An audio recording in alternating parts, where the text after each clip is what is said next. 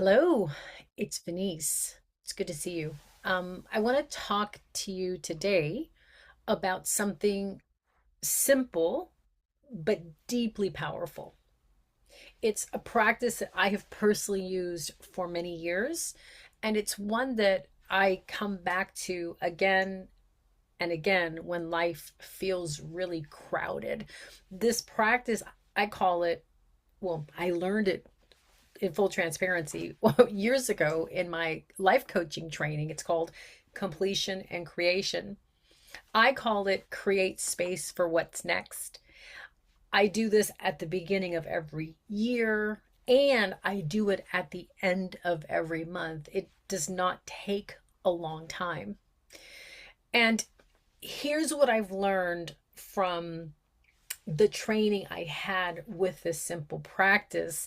Most of us, what we do is we approach a new year or a new month just trying to move forward. And what we don't do is clearing what we've already been carrying. Like, in other words, we set new goals, we make new promises, we try to motivate ourselves, but I want you to consider that we do that on top of unfinished things. And it matters more than we realize. See, we don't just carry unfinished things in our mind. Like, I'll give you a really simple example, okay? Um, for about 2 months, I keep telling myself, I write it down, can't review your business account, review your subscriptions, and cancel anything you're not doing.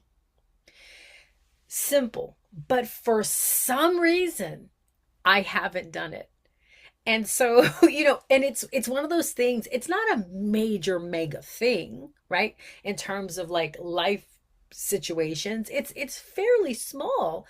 And it's something undone that I keep carrying around. That's a really small example. There could be another example that isn't so kind of small. Another example could be there's something, let's just say, I'm going to make this example up, okay? In a relationship, maybe you have a dear friend and you agreed to do something that deep down you really don't want to do. You know when you said, "Yeah, I'll do it," you didn't want to do it, and you keep doing this thing knowing you don't want to do it. And it's like you're tolerating, right? And what you haven't done is had just like an honest conversation with that person and said, "Hey, I know I agree to do this and it really doesn't work for me. So I'm letting you know I'm not going to continue to do this." Okay. It could be something so small like watching someone's kids, or, there's endless ideas about what you could be agreeing to that you really didn't want to do. Okay. So we carry these unfinished things in our mind. It takes energy, it consumes our mental space. And I want you to consider that we carry unfinished things, unfinished business in our body. If you think about, like, when I think about the subscriptions, I notice I start to feel like kind of tightness in my chest. Excuse me, in my shoulders. It's like, ugh, I feel it. There have been many times where I've wanted to like make a change in a relationship or just be in communication, and I start feeling like this pressure on my chest, like, like the thought of doing it, I feel it. That's what I'm talking about. And it's not only like conversations we've not finished or things that we're tolerating. It can also be unacknowledged wins. Things that you've done that are worth like just taking a moment to celebrate. Like, wow, I did it. I work with women for a living, and many, many times when I ask like one of my clients, especially when we first start working together, what's something that you can give yourself kudos for? What's like a win you have or something you accomplished for yourself? Many times women are like, I don't have anything. you know? And we kind and the reason why is because our attention is not necessarily on that. We're kind of doing life, and if we make things happen, it's like, okay, let me keep it moving. Many times our attention is on what we're not doing versus what we are doing or what we have done. So even not celebrating or taking time to acknowledge the ways in which you've moved forward, that also crowds us.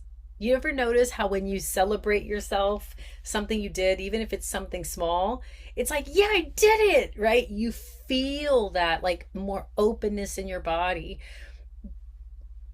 Taking time to acknowledge wins, accomplishments, achievements is equally as important as dealing with things you've been tolerating or unfinished business that you have not tended to. Okay.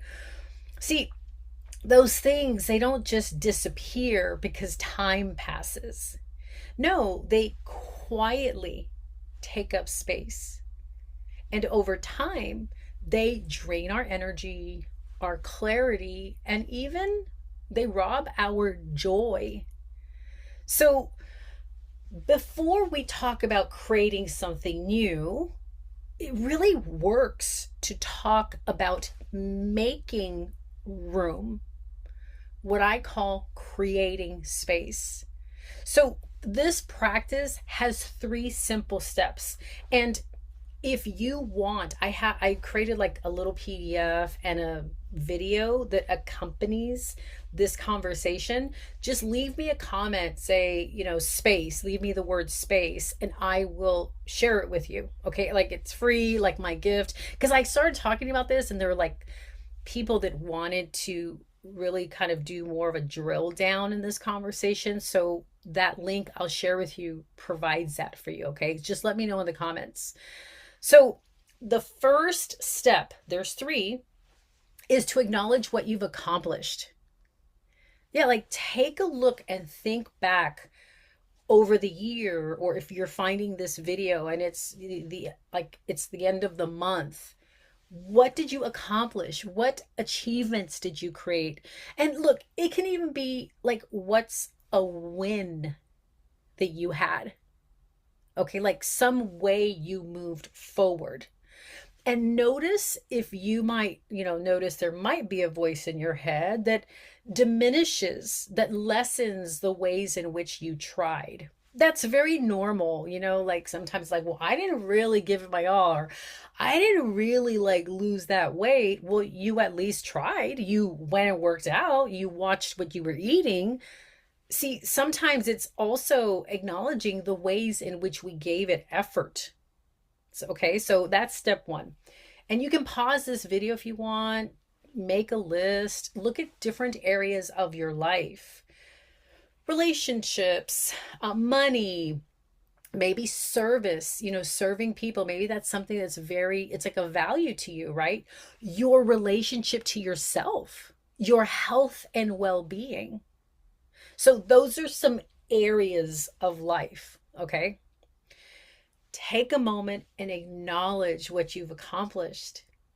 Now, I also invite you to take a moment to feel the acknowledgement.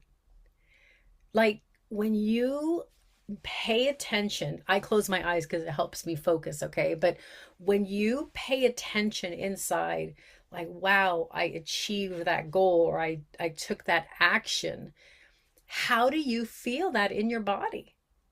Now, you might not feel anything, and if you don't, that's not a problem. And you might. So take a moment to really feel, experience the acknowledgement of achievement, okay? Not just here, but in all of you, okay? For me, it's real common when I like become present to a win, I'm like my chest feels very open. It feels kind of full. I feel proud, right? Even if it's one little way, it's like, oh, I did it, right?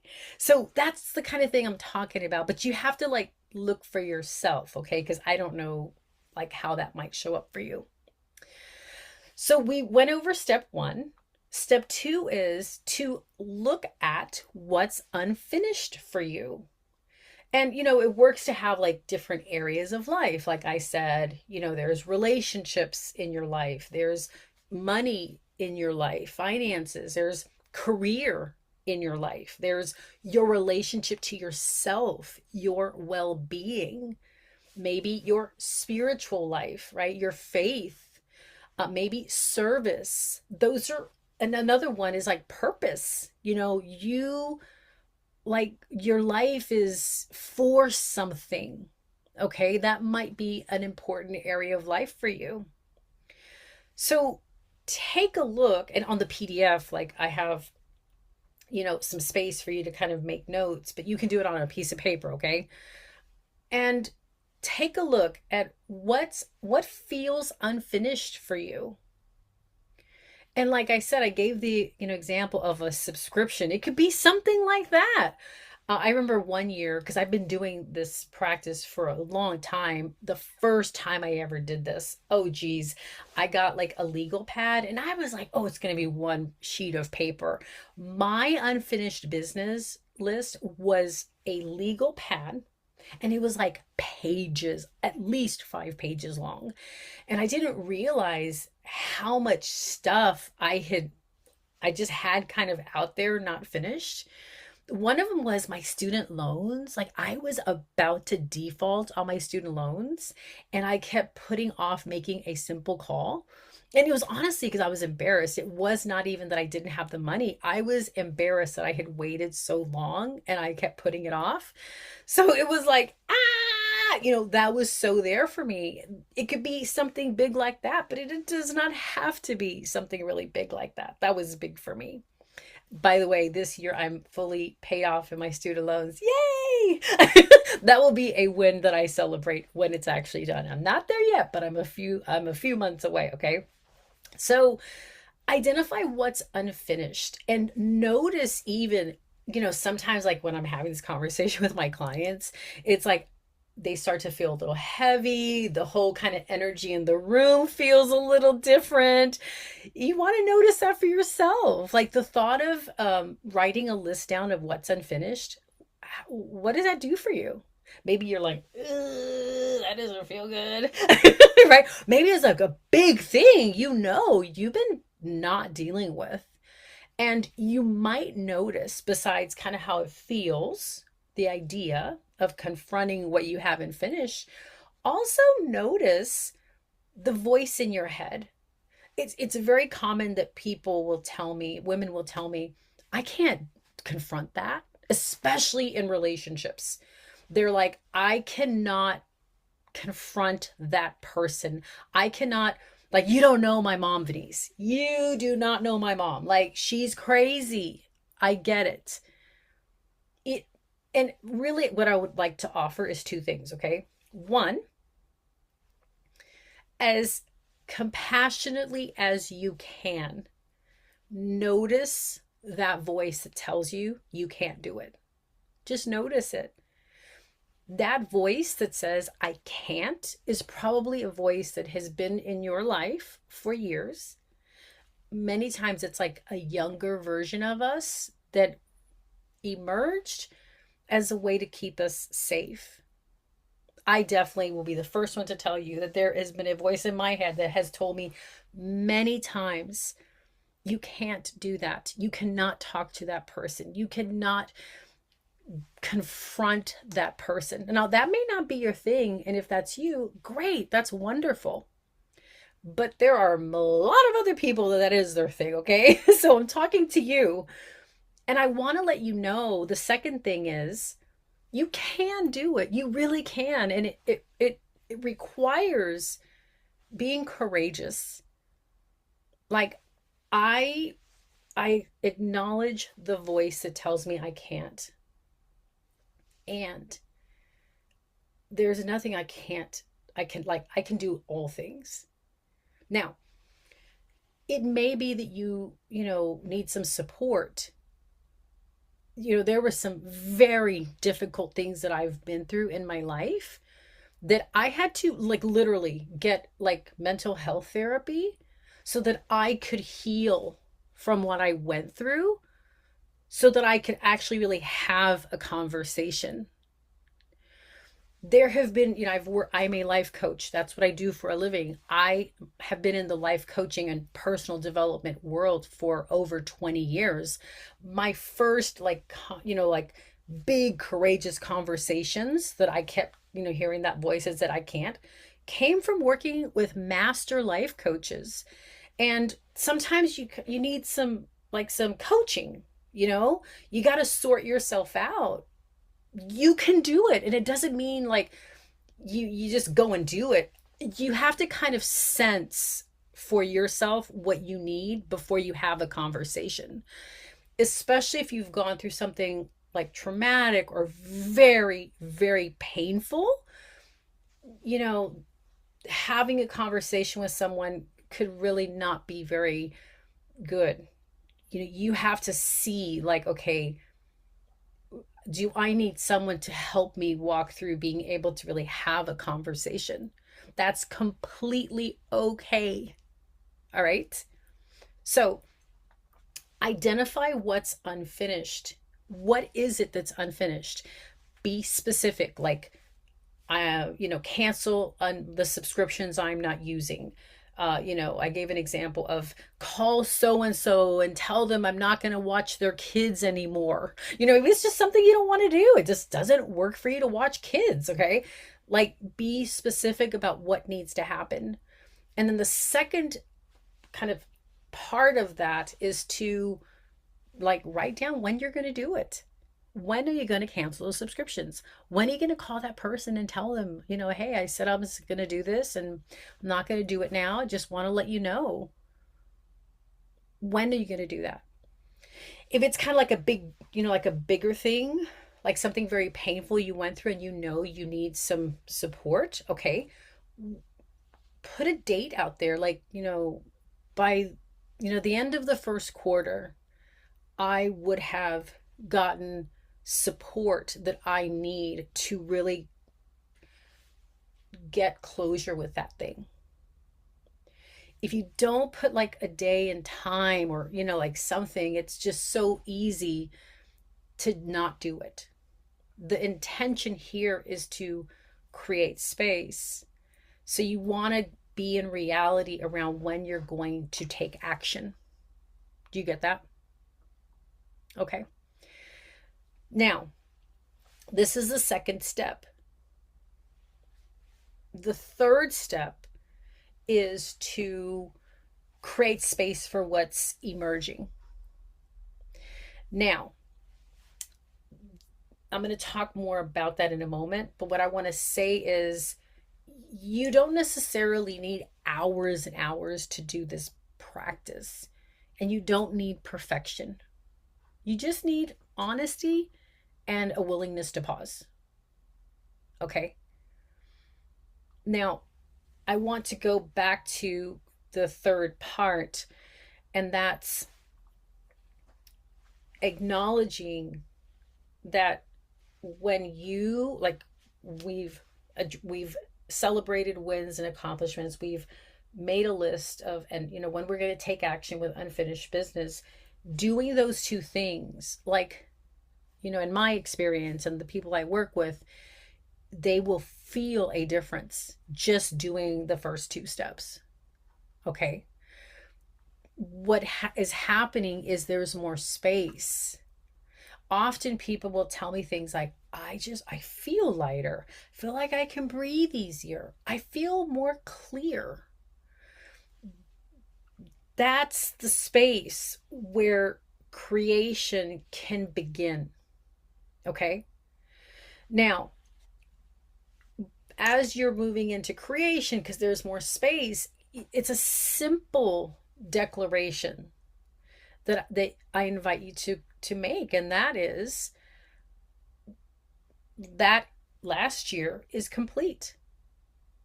Like, I'm closing the chapter on that period of time. Last year, whatever year it is, 2025 or whatever year. Okay.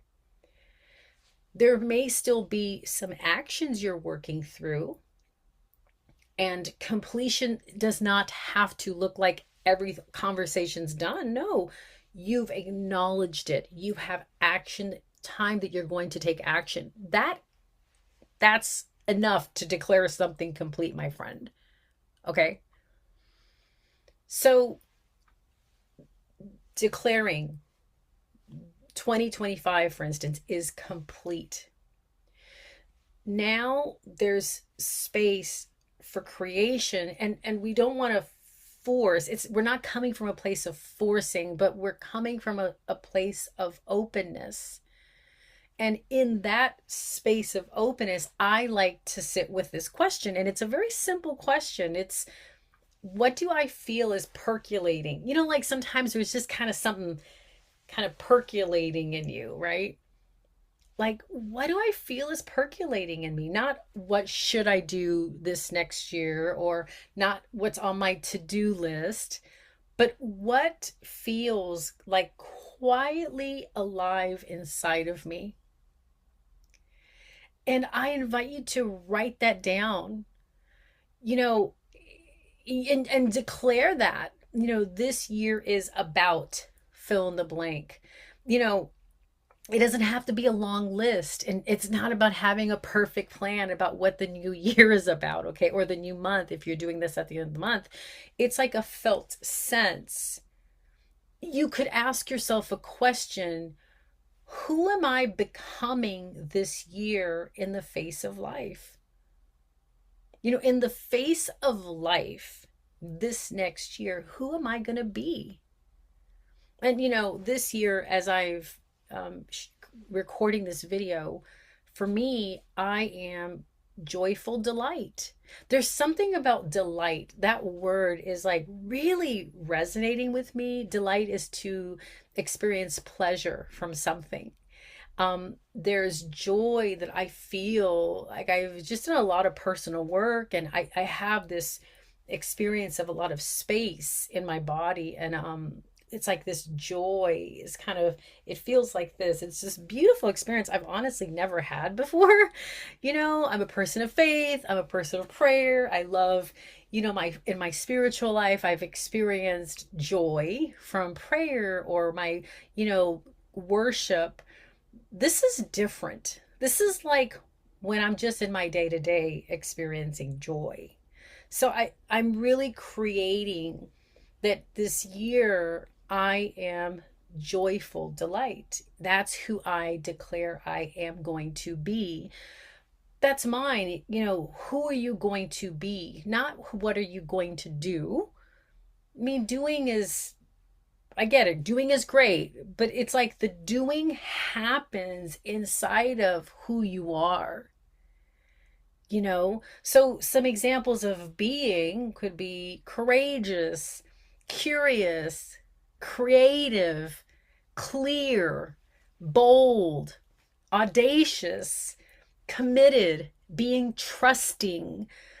Really, I invite you to explore ways of being that in the face of whatever you encounter, you're creating being a particular way of being. Now, I'm going to close with this. You don't have to have everything figured out, okay? You don't have to have like absolute certainty. You just need space. And if you would like, support with this practice, like I shared a moment ago, I have a free 1-page PDF and a short, like a video that accompanies the PDF. It's free. Like, just leave me a comment. What I'm going to do is I'm going to put the link in the video description as well. So take your time with it. Pause, write, notice what shifts. And if you have any questions, like, let me know. I would love to engage, in a conversation with you if you're really giving this a go, especially for the first time. When you stop carrying what's already done, what has happened, something new has room to emerge. And I'm really glad that you are watching this video and you're willing to, really take this on as a practice. If you have any questions, let me know. And it was really great to see you today. Bye.